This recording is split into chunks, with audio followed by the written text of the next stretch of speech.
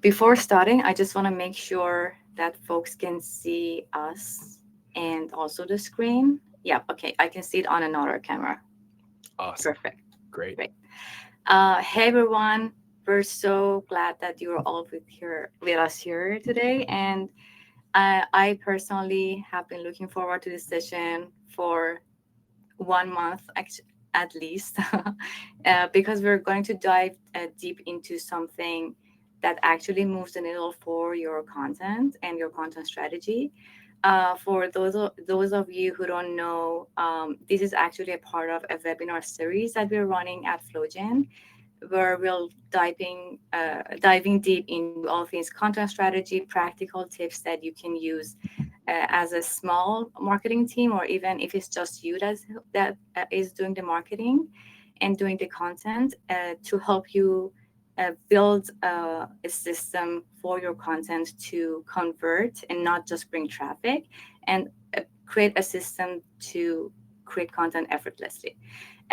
If you're new to Flowgene is the host of this event. We are actually an AI powered platform that creates weeks worth of content from your existing ones, meaning that you can feed all the videos and all the audios that you have been creating, the long form ones for your company. It can be a webinar, YouTube video, educational bits, and the platform creates you different formats of content, like social clips, full posts for LinkedIn, Twitter with image and everything. So you will have a lot of content at hand to post. And today's session is exactly about how to create content efficiently, so that not just focusing on bringing traffic to your website and to your platform, but also converting those people into leads and then calls, and then nurture them, and then, turn them into customers. So we're with Ross. Ross is the author of Create Once, Distribute Forward. This is actually one of my favorite marketing books last year. I think it was published last year, right, Ross? Yeah, it was. Thank Yeah. you so much. I'm glad I made the list. I appreciate it. I had a lot of competition. Lots of big names came out last year, so I appreciate it. Yeah. So when I read it, I knew that it's like something that I want to read again and again, because it exactly speaks about how you can be smarter with your content to create only like seed content, long forms, and then repurpose it into different formats for different platforms, the right channels that your customers are at, and that maybe your competitors are not really tapping into. So today we have Ross. Ross is also the founder of Foundation, which is a content marketing strategy agency for a lot of brands that you may know, like Canva, Snowflake. You have been working with them as well. And so today we're going to talk about everything content strategy, and also practical tips around this. So, Ross, I'll hand it over to you, and I hope everyone will enjoy the session. I'm excited to be here. Thank you to the entire Flogen team for having me. I am thrilled to give this presentation. Hello, everyone. If you have any questions, drop them in the chat. We've got a great facilitator who's joining us today, who's going to be jumping in at the end with some comments, and let's keep this lively. So if you do have some time, feel free to drop in the chat where you're from, say hello to one another. We're going to have some fun. But I am going to start this presentation very Canadian. I'm going to start this presentation by doing something that you might not expect. I have to start this presentation by actually apologizing. I have to apologize on behalf of all of the marketers, all of the gurus, all of the folks in the industry who have got on stage and said, if you need a marketing strategy, all you have to do is create blog posts. There has been so many businesses, so many creators, so many marketers who have gone around preaching at the top of their lungs that if you create blog posts that you will be successful. And the industry at large has definitely listened. And if you've been following over the last few weeks, you will notice some of the biggest names in software have taken a hit on their traffic, have taken a hit in terms of their organic visibility. And in many ways, it's because a lot of companies fell into this trap. And if you fell into it, I don't blame you. I kind of blame myself, because guilty of charge. Like for many years before I had the beard, before I had glasses, I was going around telling folks, create more content, write more content, create more blog posts. If you do this, the world will be yours. And people listened. And as a result, so many businesses started to preach at the top of their lungs, we have a content strategy, but in reality, all they had was a blogging content calendar. They just said, we're going to create a little bit of how-to content, some SEO content, a few things that might generate some backlinks, and call it a day. And then on top of all of that, the world started to say, think like a media company. You need to have content writers, you need to have editors and SEO, all of that stuff, right? Think like a media company. Well, folks, let's not kidding ourselves. Most media companies haven't actually had the ideal destination. So maybe, just maybe, thinking like a media company where we just publish isn't the ideal state of affairs. Maybe that's not the best playbook that we should run. Instead, maybe we should do something different. But instead, this is the trap we've fallen into. And this is what I see time and time again with businesses. Again, I've worked with everything from early stage up and coming startups who have been some of the fastest growing, all the way through to organizations that you all know and love, like Canva, Eventbrite, Procore, and beyond. These organizations do something different.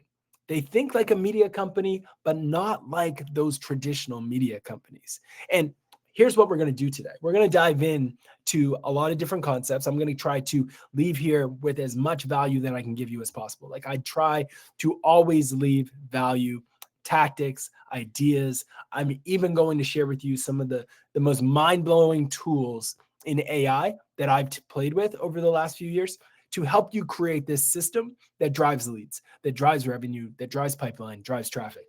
But what I don't want you to do, what I don't want any of you to do is go through the next hour, listen to my talk, hear my presentation, and then say, Ross, you said content marketing worked and I'm not getting any results. Well, folks, the key is to realize that content marketing is two words, right?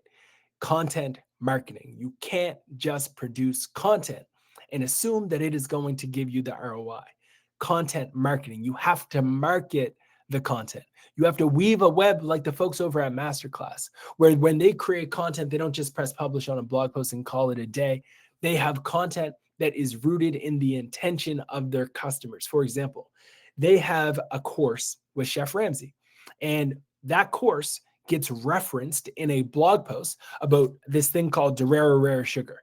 Some of you are probably looking at me like, I don't know what in the world rare sugar is. And that is the point. I didn't know what it was. I had to Google it. Rare sugar. It's a wild, weird word. I could barely pronounce it, but it sounds delicious. So imagine for a second, you found a recipe that somebody gave you online, or you looked up something, you found a recipe, and it says one of the ingredients is rare sugar.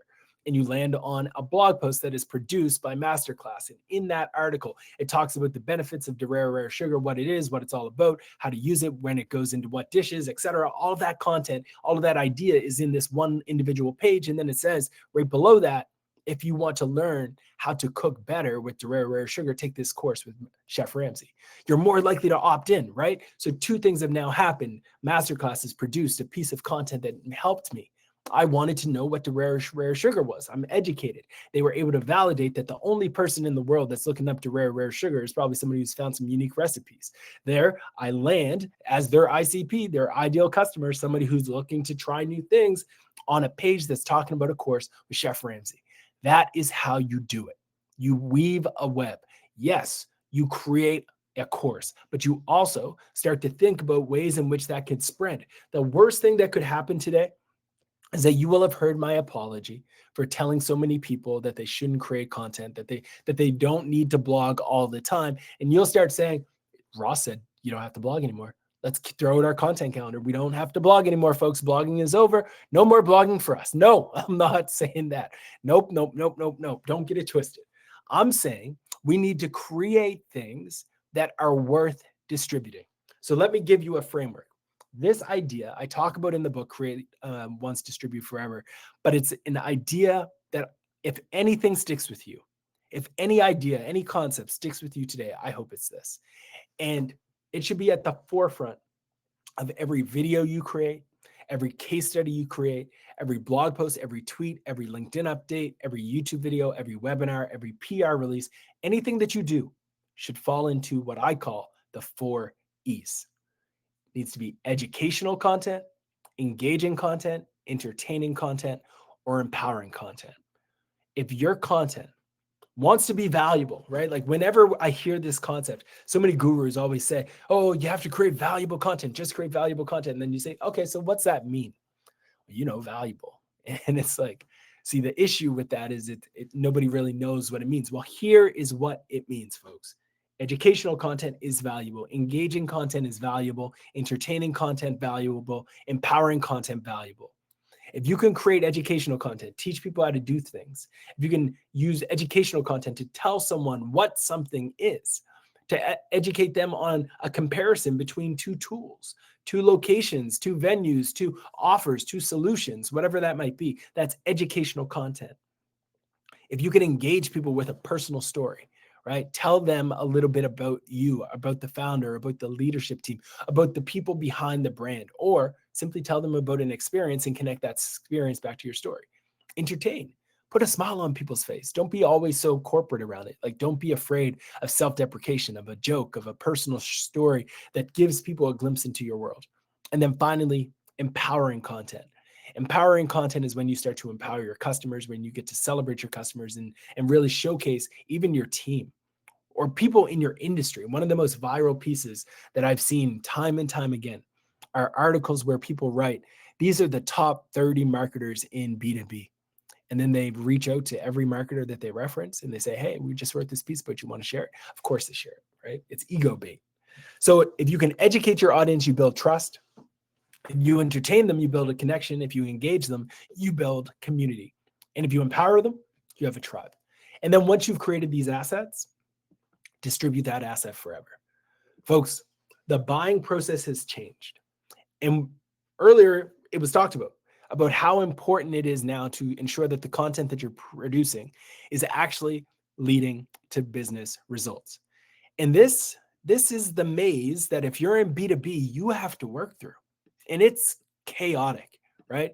You've got B2B websites, you've got landing pages, you've got YouTube, you've got webinars, you've got white papers, case studies, product one-pagers, you've got executive presentations, you've got press releases, launches, you go into Reddit communities where people are talking, you've got consultants having conversations with their customers about your solution. There is so many things happening. And this concept can feel so overwhelming at first, right?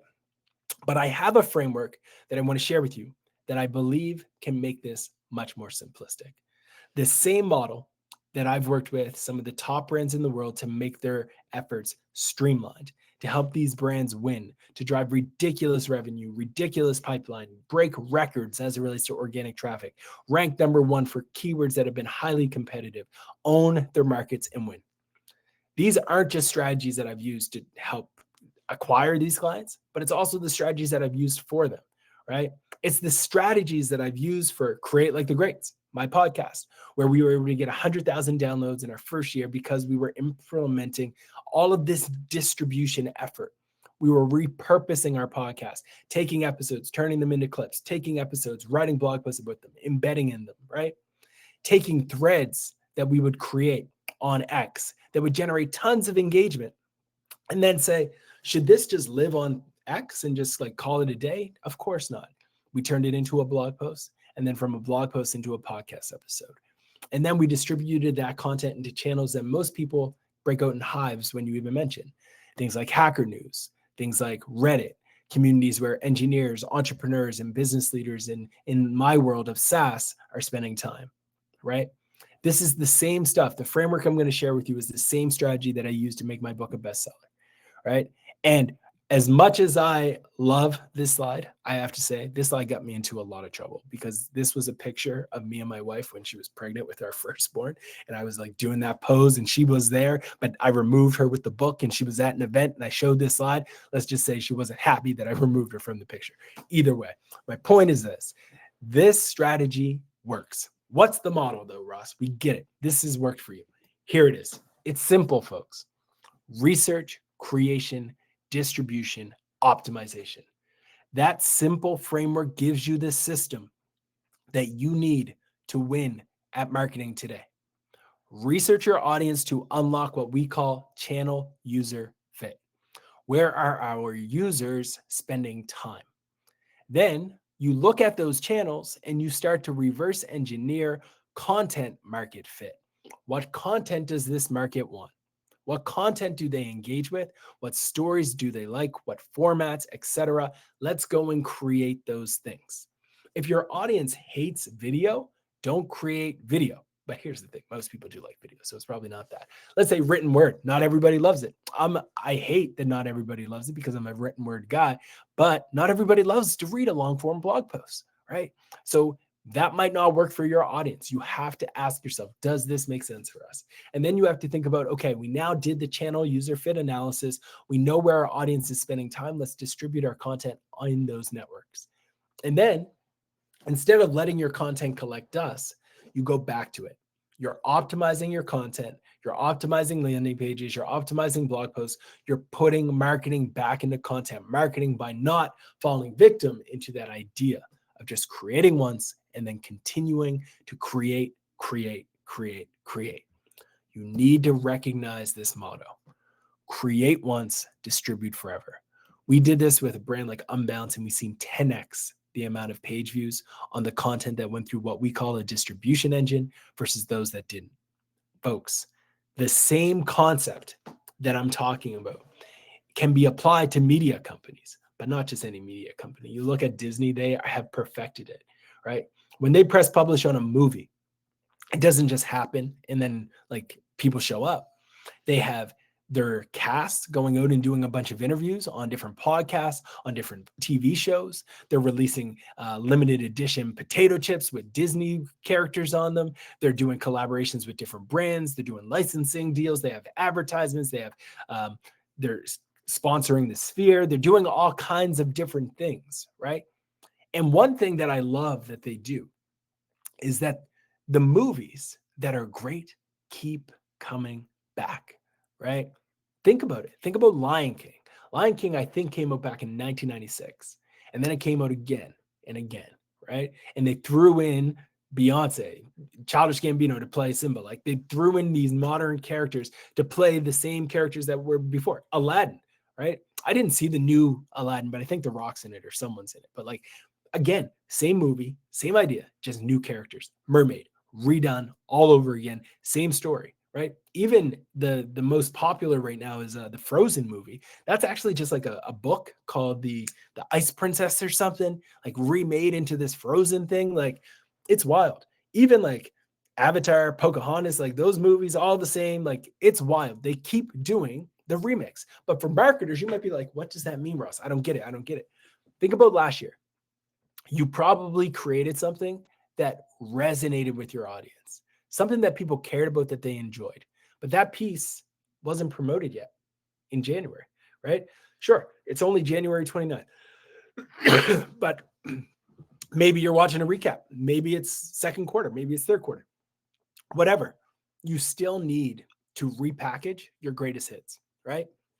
And when you do that, you win.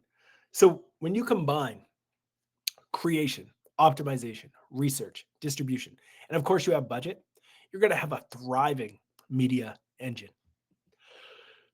Excuse me.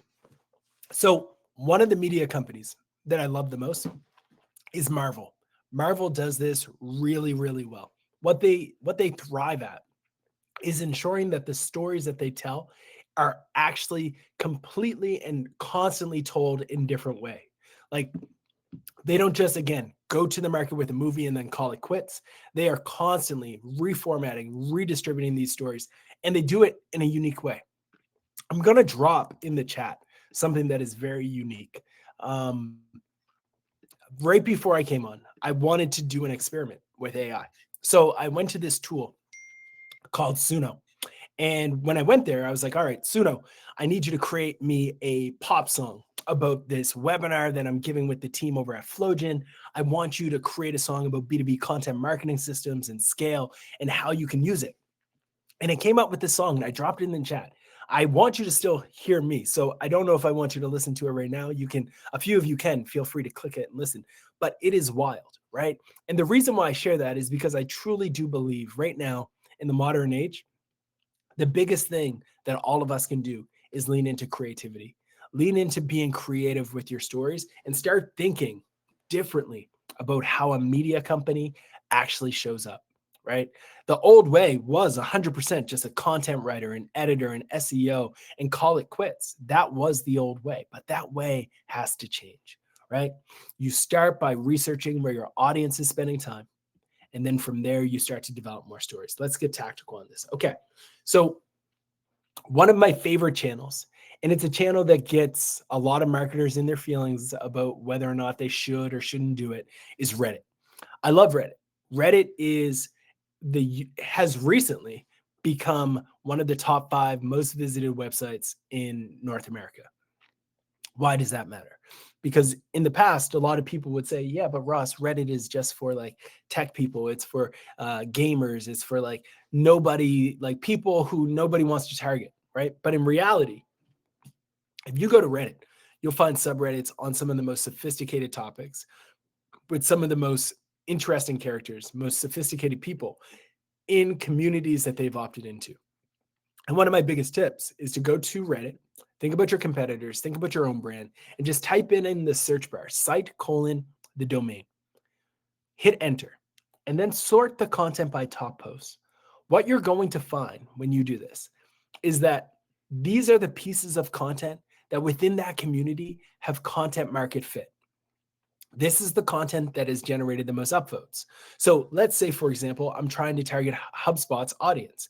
I can see that the number one most shared, liked, commented on post is from Ben and Jerry's, right? That tells me that people on Reddit want stories, kind of like how I built this type of stories around how entrepreneurs may have created things. If you go back into time, HubSpot acquired a company called The Hustle, and The Hustle was a newsletter that essentially did this. They wrote about the stories behind some of the greatest business opportunities, leadership teams, founding teams, etc. And they had a bunch of people subscribe to their mailing list, right? Yet for some reason, marketers are still afraid of Reddit. Don't be. You can use Reddit to capture so much traffic. There are tons and tons of people visiting Reddit every single day on the back of Google. And you have an opportunity to capture this traffic by creating content that ranks for keywords that are relevant to your audience, right? So when you look at B2B, one of the things that stands out to me is like Reddit is starting to take more and more market share from sites that we traditionally would have paid to show up on, right? We traditionally would have paid to show up on Capterra, G2, etc. for bottom of funnel keyword research, for keywords that are related to like a buying decision. If someone was in the market to say, hey, I'm looking to buy an alternative to Miro, an alternative to Trello, that's a high value search query. And in the past, G2, Capterra were the place to go. But recently, with Reddit starting to show up more and more regularly in the SERP, search engine results page, it is now becoming the de facto place for brands to place their bottom of funnel content. So if you can create BOFU content, BOFU, I'm using all the acronyms here, but if you can create that bottom of funnel content and have it live on Reddit, you can capture so much value from that type of activity. Let me show you what I mean. So best imaging software, 320 people every month are typing that in. Best cloning software. I'm not talking about cloning people or cows or any of that. I'm just talking about cloning software, like the actual solutions. Best disk cloning software ranks number 1. So TechRadar is up there, but Reddit is also ranking number 2. So imagine, for example, your company is EaseUS. EaseUS is benefiting from this showing up in the SERP because now, right when somebody's on this SERP, they're seeing right here at the top, my favorite is EaseUS disk copy, right? So how can you start to show up with that? There are 5 simple things that I recommend you do. Highly valuable content assets that are going to add value to the communities, community-driven content. So these are stories that support the industry at large. You're engaging, you're responding. Native links. So take your blog posts and start submitting them into it. run paid media directly in Reddit, and then create your own brand subreddit. Let's get tactical with this again. So if I have a podcast, if I have a YouTube video, or if I'm doing interview series, instead of just writing that content on a blog, I would go to a subreddit where my audience is spending time and share the ideas that I want this community to take from it. Or let's say I run a MSP software. I'm going to get tactical by creating content that this community would care about. So instead of just saying, hey, buy from me, I'm going to say, here are my lessons on how to hire. This is the stuff that I do when I'm interviewing a salesperson to better understand whether or not they're a good fit for me. Or if you have money, you can run ads just like these ones.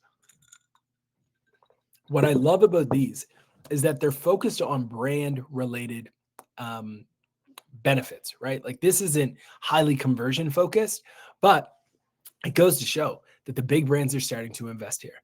So why don't you start thinking about how you can get scrappy with an investment in Reddit as well? Another key reason why I talk about Reddit a lot is because LLMs aren't something to sleep on, folks. Like there's no question. We all know that ChatGPT, Claude, Perplexity, all these different tools, DeepSeek now, whatever it may be that you use, these tools are starting to influence the way that people find things, our buyers as well. And there's a study that was done by CB Insights that estimates that by 2026, LLMs will have consumed everything online, that they will have consumed all of the content. And the only thing that will be new are new things that we create. So why is this interesting?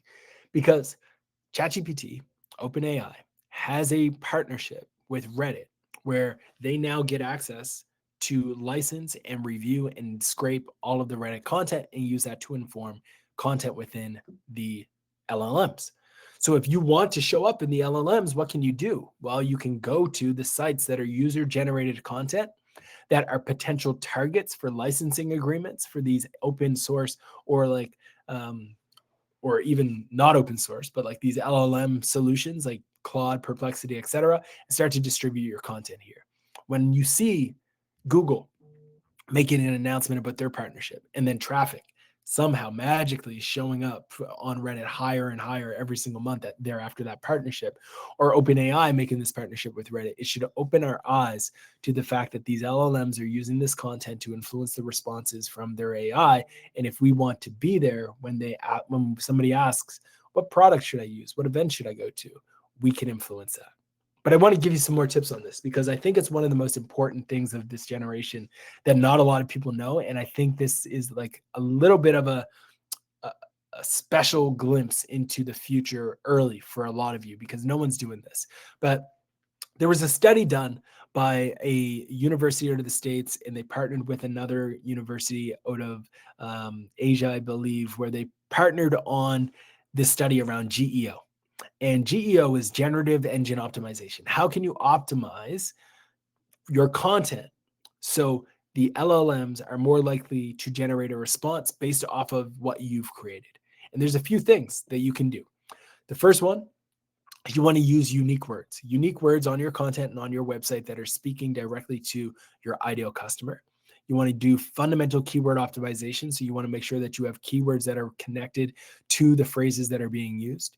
You want to make it easy to understand, but you want to use authoritative technical terms. So you want to use the common vernacular. Vernacular is a weird word because it means like, anyways, I'm not going to go there. Either way, you want to make it easy to understand, but authoritative in nature. You want to make sure that it flows so it doesn't read like it was written by AI. And then you want to cite sources and then have stats and data to back it up. And this advice is what, again, we've applied to our work at Foundation. I don't know if this is going to work for everyone. The LLM's response changes every single week, every single month. But if you asked, or I asked, who are the top content marketing agencies? Foundation Marketing came out as the number one, right? And I think that this is because of this effort. If you ask ChatGPT about generative engine optimization, you'll probably find more content in the LLM from Foundation. And again, we're using this model to do it. So create once, distribute forever. That is the overall motto. Every day, Millions of people are going on channels outside of Reddit, outside of the LLMs, just like Facebook. And some of you might be in B2B and you're thinking, well, Ross, Facebook doesn't work for B2B. In fact, it actually does quite well. And there are tons of case studies that prove it. If you go into a digital marketing like a group on Facebook, you're going to find hundreds of thousands of professionals talking about marketing every single day. And the opportunity here for you can be a few things. One, you can create your own group. Two, you can go into these groups and engage and respond and create. Or you can reach out and acquire them. And this is something that I've done. So I reached out to a group that was actually a page at the time. And I noticed that it wasn't active since 2015. I was like, hey, would you sell it? They were like, yeah, for $5,000. This was interesting to me. I was like, okay, cool. Could you show me some referral traffic? What are your thoughts on a lower price? After he showed me that not only was it a Facebook page, they also had a website. I was like, cool. Can you go for a lower price? They said the best I could do is $3,000. I was like, cool. This page had, I think at the time, 80,000 followers. It also had a website that was generating traffic. And within the matter of literally 2 months, I was able to put up 2 posts promoting a book and a course that was targeting this group.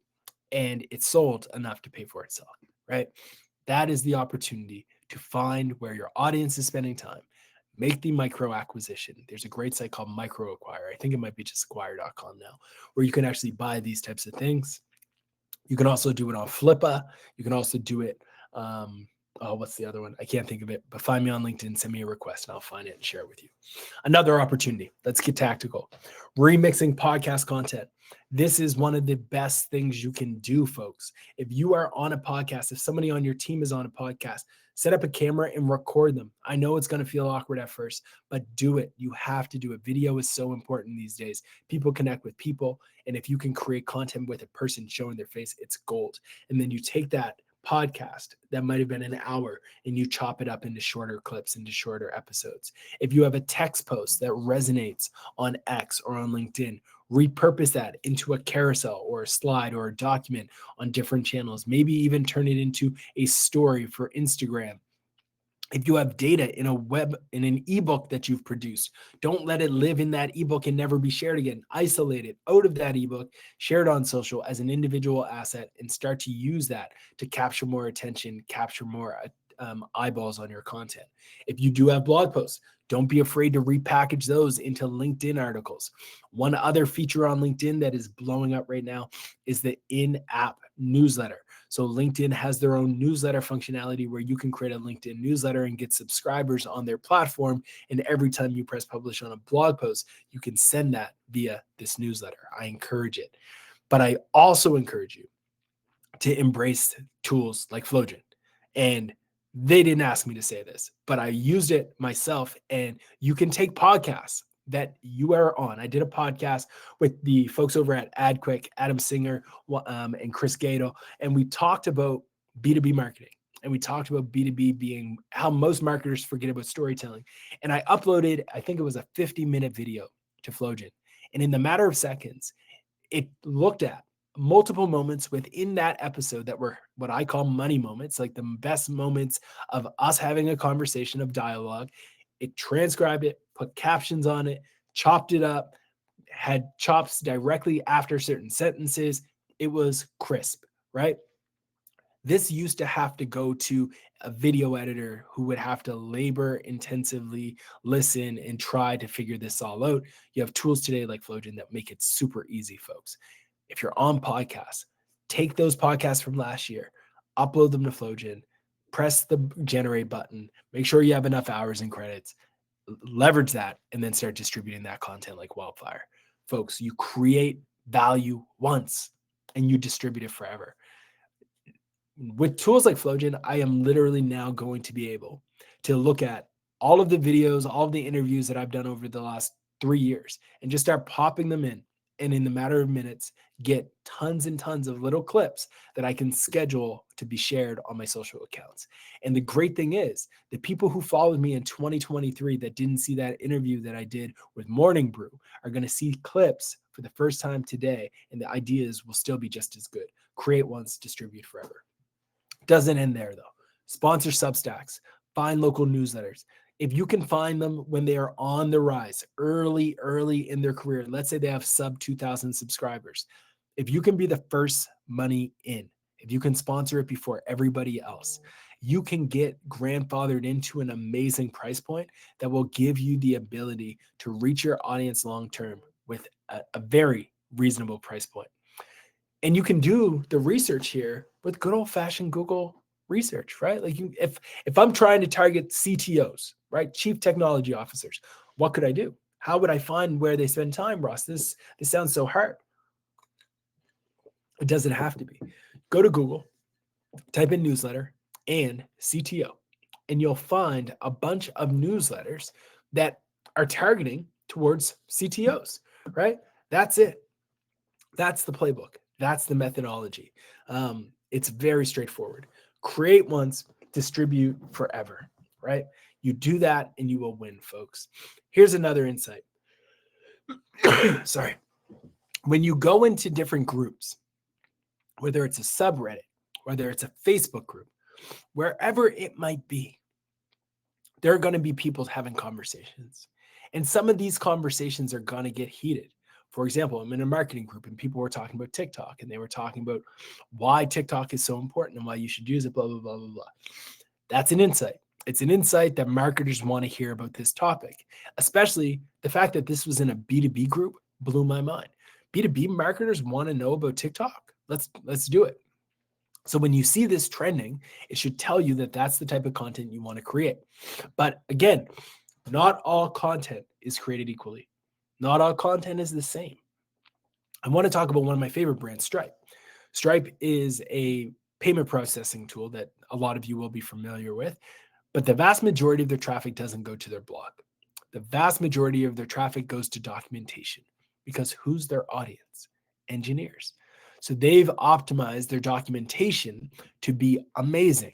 And their documentation generates over $304,000 worth of traffic. This isn't just them. GitLab does the same thing, right? Spotify recently invested a lot into their documentation tools, and now they're generating a lot of traffic and valuable traffic at that to these pages. Folks, it is not just about blog posts. If you can optimize documentation to capture traffic, you can win. And if you can take that documentation and then give somebody the ability to talk through the use cases of it and how to use it, that can become great YouTube content to help those people even further. Their developer YouTube channel for Shopify has 1.8 million subscribers or 1.8 million views, right? This is the opportunity in front of you, folks. That's not blog posts. That's video content. This is one of my favorite analogies. It's the idea that we as marketers, we as creators need to view content like an investment, right? And every investment you make has different levels of risk and has different levels of return. If you create a thought leadership piece that changes your industry, the returns can be ridiculous. We wrote a blog post about Canva's backlink empire, about Masterclass, probably 3 years ago. And those pieces of content have generated for Foundation multi-million dollars worth of business, right? All because we created high value thought leadership content. So at the same time, we've also created some that have been a flop, right? That have generated no love, no engagement, no results. And that gives you a sense that, like, yes, sometimes you're going to have an investment that hits, but sometimes it's not. And I think that's okay. That is completely okay. All right. Create once, distribute forever. I want to talk quickly around that system and how you should be thinking about it. So upfront, you want to prepare. You want to prepare for how you are going to operate when your content goes live, right? You need to think about your own channels. You need to think about the channels that you own, like your email list, your social media accounts, your website. Like, do you want to put a banner on your site? Can you tap into your own sales team and have them distribute things? Those are your owned opportunities. And then you think of your high growth opportunities, right? How can we distribute this across influencers or groups or things like that? And then typically what happens, not going to lie, That's when it ends. Most people end right there. What I want to encourage you to do, though, is embrace a new model that is rooted in these ideas, where after you press publish, you do all of the stuff on your primary, but you also tap into communities. And then you say to yourself, we're going to maintain momentum by sharing this into Reddit, by sharing this in Slack channels where our communities are spending time. We're going to share this on our Instagram. We're going to repurpose this as well. We're going to reshare the video assets. We're going to share the same link to the blog post. We're going to put up the exact same thing, but we're going to do it at 2 a.m. because people are online at 2 a.m. that aren't the same as the people at 4 p.m. And then you're going to retweet original posts, reshare original posts, and you're going to measure it for the rest of the year. 6 months later, you're doing the same thing. You do not let pieces of content live and die. And yes, folks, I am not saying that you shouldn't blog. Turn those blog posts into other things, right? Take a blog post from your website, turn it into a LinkedIn article, take that LinkedIn article, turn it into a YouTube video, and then embed that YouTube video into the article that you created on LinkedIn. It's all very meta, but it is all very powerful. Plan your distribution engine in advance of creating, right? Think of the story that you want to tell. Think about how it can be dispersed into different things. Press publish on them, repurpose those things, share them. There's this idea that I would love for you to remember. And it's this. People always say to me, Ross, what if people get tired of hearing the same thing over and over again? Well, Nike's been saying just do it for like 40 years and nobody's upset over it. Nike's been trying to be inspirational for like 50 years and nobody's upset over it. Why do you think anyone would care that you are saying the same thing over and over again? If what you are saying resonates with people, it's going to keep resonating with people. Remember, we as people are still people. The same way that we were people in 2020, 2010, to 1998, we still are all just walking balls of emotions and hormones and chemicals just floating around, right? So when you realize that, you should realize that there's power in the idea of creating ridiculously valuable content and distributing it over and over again. I, again, go into tools like Flowgen, and today, I think no one has an excuse to not repurpose their content. I can upload an episode, a podcast of myself, and within the matter of minutes, I can get a bunch of different quotes that I can now share and scale on social. So everyone knows, or if you don't know, let me tell you this. So one of the most viral types of content on social are quotes. People love quotes. People are Googling quotes for their Instagram account every day. People are Googling quotes for their status updates. People love quotes. They include in blog posts even, right?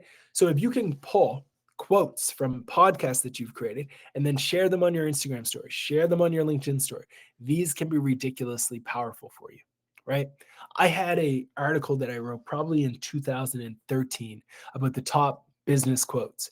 And I have 4 of the business quotes that I created about myself and quotes that I said. And those quotes started to show up in like the quote of the day app and all of these things, all because I wrote this piece, right? There is no excuse, folks. Again, you can go into tools like Flowgen, upload a podcast. This is an interview I did at an event called Drive in Burlington with the team over at Exit 5. I also have a few podcasts with them. If you haven't checked them out, check it out. Strongly recommend. Great community. But you can take interviews that were in person. It listens to it, chops it up, and takes all of these and turns them into social clips. Social clips that I can reshare, I can repurpose, I can amplify, I can embed, I can do the strategy that I've been talking about, right? And when you think like, okay, how else can I do more? What else can I do? Anyone remember this ad campaign when Burger King was trying to make fun of McDonald's and saying like, our burgers get moldy, McDonald's burgers don't? You might not remember that ad. It was hilarious. They got millions of impressions online. It went viral. Every ad company was writing about it. It was on the front news. Like people were talking about it left and right. It looks gross, right? And I know some of you are eating your lunch right now, so I apologize, but that wasn't actually the ad. I made that ad using Midjourney. And that is what I want to talk about today. You can now scale creative faster than ever with AI, right? You don't need to hire a photographer to take a picture of a moldy burger. You can go to Midjourney and get your moldy burger, right? You can go to AI and you can say, here are a bunch of my greatest tweets. Write 75 more for me. Get those to export into a spreadsheet. You always say please to your AIs because you don't want them to come back and get you. Once you get that spreadsheet, you can upload it to a tool like Canva. It's going to automatically, if you use their automation tool within Canva, you can set it up so the quote from the Excel spreadsheet that ChatGPT created is going to show up there, and the handle is going to show there. You can say, I look at that picture and I'm like, that looks weak. I need something better. You find a picture like this. You're like, that looks pretty cool. But let's say you're me and you're like, hey, I want them to have some melanin. You can go into Midjourney and you can say, I want you to create this, but make them look a little bit different. You get a bunch of pictures like this. Cool. They look more like me. You start to schedule that content out with the quote, with the handle, with the new imagery, and it takes you 20 minutes to create a bunch of posts, right? You share those on social and you can see 30 followers in 18 minutes or 18,000 impressions in 20 minutes, right? Create once, distribute forever. Some of you are looking at this entire framework, this presentation, and thinking, where do I start? You told me about Suno, which is an app that makes music. You told me about Reddit. You told me about SEO, Bofu content, podcast repurposing, Facebook groups, Facebook pages, LinkedIn repurposing, podcast repurposing. All of that is true. But let me tell you, it's time to walk away from the old way, folks. Create once, distribute forever. That's the mantra that I hope you leave here with. It is time to walk away from this idea that we can just create, and win.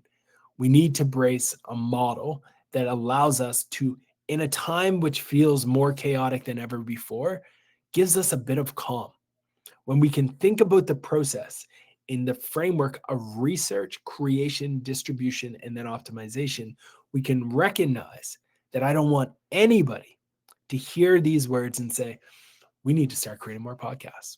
We need to create more YouTube videos. We need to create more content for Reddit. We need to create more content for X. We need to just create more stuff. No. What I want you to start with is to take a step back and remember where we started. We started with research. Understand where your people are spending time. And then understand the types of content that they actually care about. And then go and create that content and distribute it in the channels where they are spending time. Folks, the industry is in turmoil. It is absolutely chaotic, right? Back in 2020, marketers had it good, so good. Then AI comes out. We've got budgets getting slashed. We've got a bunch of new tools that are taking writers' jobs. Oh my goodness, how do you navigate the chaos? You navigate it by recognizing that everything is changing. And if you don't like change, this industry is not for you because the change is consistent, right? The channels change, the networks change. But the one thing that does stay the same is that you're still always talking to people. And on the other end of those people, they want to be educated, they want to be engaged, they want to be empowered, and they want to be entertained. And if you can do those things, then you will connect with them, no matter where you are on this buyer's journey. Embrace this framework, folks. Help me put marketing back into content marketing. You can definitely check out my book to get a deeper dive into all of the things that we discussed today. I think it's a resource that I encourage people to go back to. Don't just read it once and then call it quits. It is meant to be something that you can refer back to time and time again with different sections dedicated to different channels. Folks, I'm rooting for you. It's a new dawn. It's a new day. Create once, distribute forever. Embrace these techniques, embrace these strategies, and go and get them online. I'm rooting for you, and I hope you win. If anybody has any questions, I'd be happy to stick around and answer some of those as well.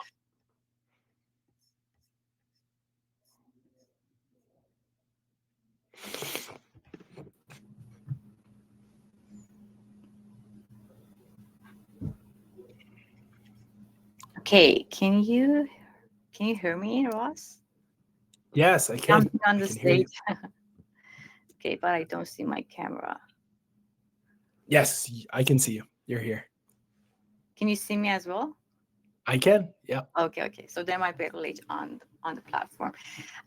Okay, so folks, please put your questions in the chat. We still have 10 minutes with Ross here, so we can ask your questions. But I'm gonna give people a few more minutes to think of their questions, but I can ask you some questions that I would love Great. to Yeah, feel free. cover them on. So my question is that a lot of people here are either founders who are responsible for creating content for their brand and to grow their brand on LinkedIn and socials, or Right. they're just like small marketing teams, so they don't have the bandwidth to create a lot of content. So that's why we're Yeah. suggesting them that, hey, like you can just create Yeah. content and distribute them with, like, the AI tools that you mentioned as well. But I wanted to ask you, if you were to choose only a simple workflow for creating Yeah. content for a B2B uh, perspective, how would you Yeah. choose what to create from the top of the funnel to the bottom of the funnel? Great question. So I think it starts and ends with the research. So every company is going to be different, but the research needs to guide who your audience is. Let's say I want to, let's say I'm in waste management. Let's go into a niche that's like very abstract. If I am in waste management, I need to first research my audience and know who I'm trying to sell to. It might be waste management professionals. Cool. So what can I do that's going to capture their attention?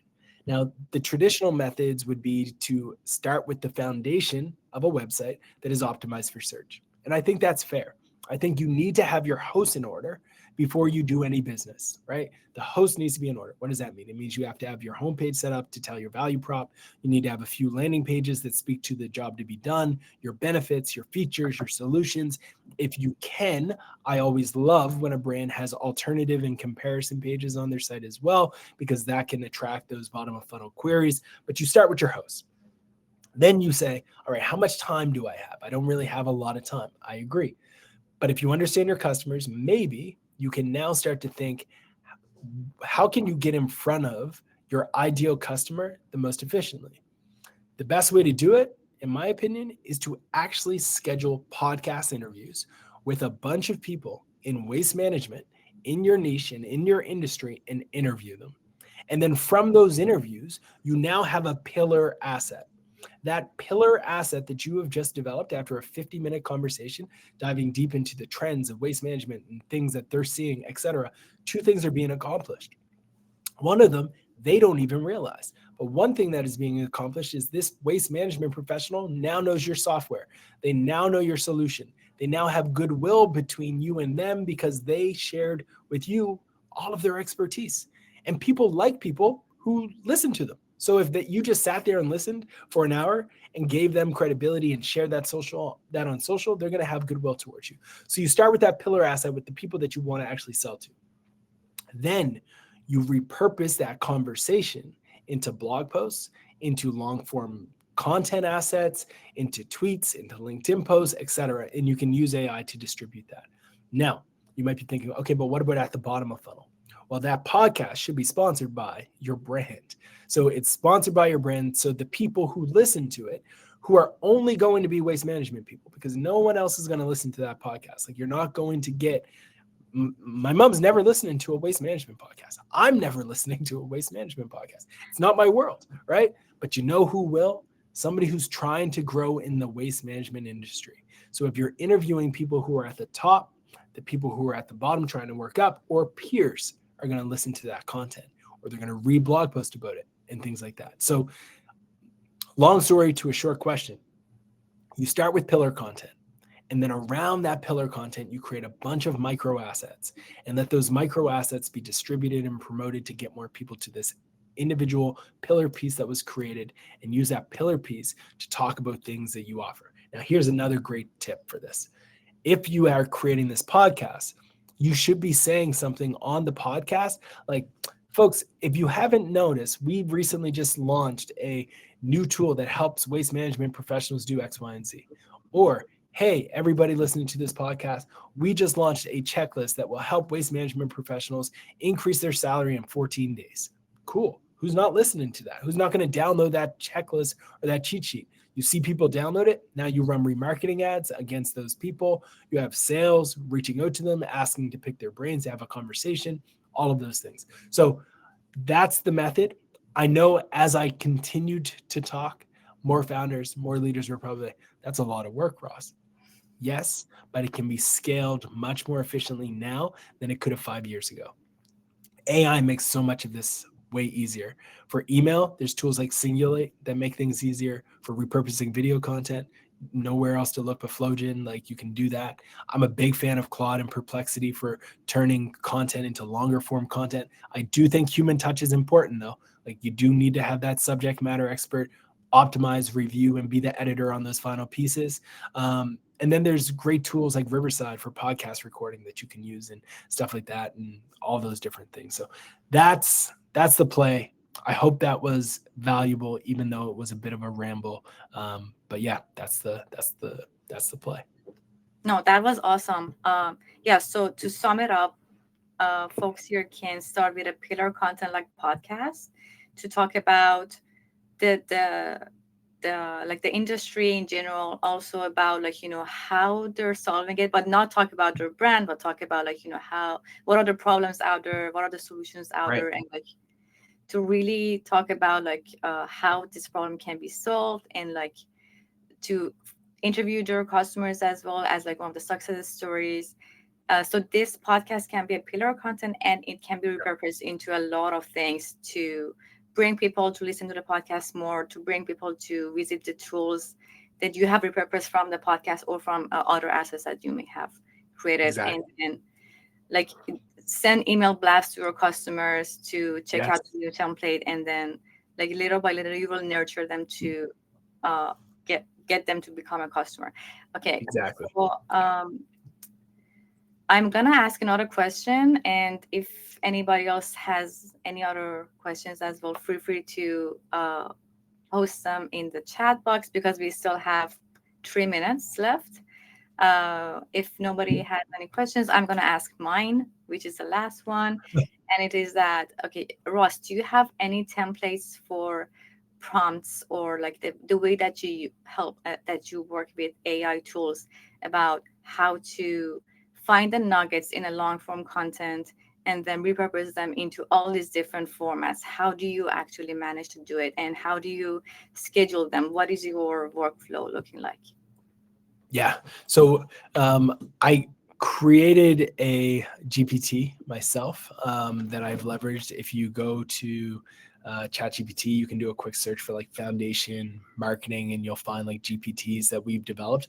One's called the content distribution and repurposing GPT. So you can check that one out. I'll also drop it in the chat so folks I'm can gonna see drop it it. in chat too. Nice. You've got it? Cool. I'm Awesome. finding it. Yeah. Awesome. I love it. So yeah, that's a GPT that folks can definitely use and steal and leverage. I created a course called the AI Marketing Console, which has over 100 different prompts that I've developed and used and perfected around this entire process that I would encourage people to check out. And then I also have a webinar that I gave with the folks over at Moz, where I broke down in depth what this process looks like. And I would check that out. If you do a quick Google search for Whiteboard Friday, Ross Simmonds, AI optimization, you'll be able to get a glimpse into it as well. Check out my YouTube channel. I'm creating more and more content about this topic and how it can be done, working on tons of AI product solutions and things like that as well. So yeah, folks, you can find me online to get additional info on it, but I think those resources should be a great starting point. Okay, I posted the Moz link in the chat, but Awesome. for finding the GPT, I'm finding several GPTs for There's a foundation. lot of So those. can you tell me the exact name? Do you have it? Yeah, let me pull it up. It is called Content Distribution and Repurposing. Here's the URL. I will drop it in the chat so folks can have it. There it is. Perfect.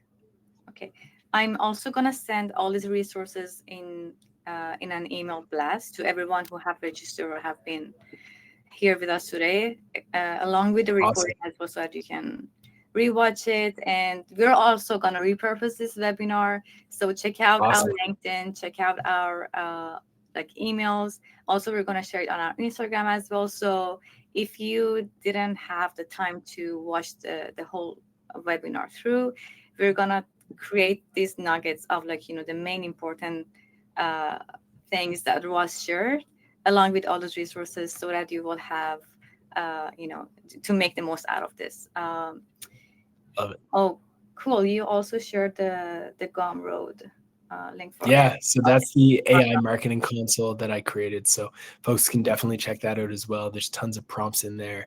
I think maybe 40 or 30 videos as well with me talking through like the experience of creating things directly in the tools. So yeah, I hope this is all valuable. And again, I want to give a major shout out to the Flogen team. Thank you so much for having me.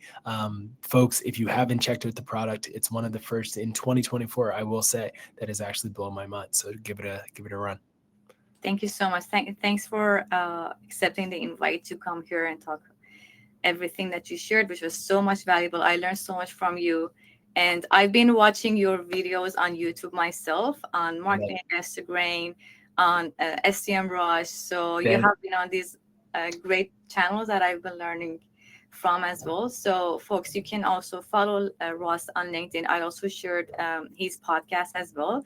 I personally like listen to it on my way to work. So you. I really Appreciate it. love it. And Awesome. yeah, thank you so much Thank for you so joining much. us today. Appreciate And it. for everyone here, I hope you really enjoyed it and learned something today. So Awesome. stay tuned for our upcoming webinars. We're going to have one webinar at least a month. It's going to be about content strategy, practical tips about how to create content effortlessly, to convert more and not just bring traffic to our website. So stay tuned on our socials, LinkedIn, Instagram. Just search for Flogen or Flogen.com. Some of our handles are with that name to see the upcoming webinars and join us later as well. Thank you, Russ, again. And I hope everyone have a very great day. Thank you. Take care. Thank you. Take care.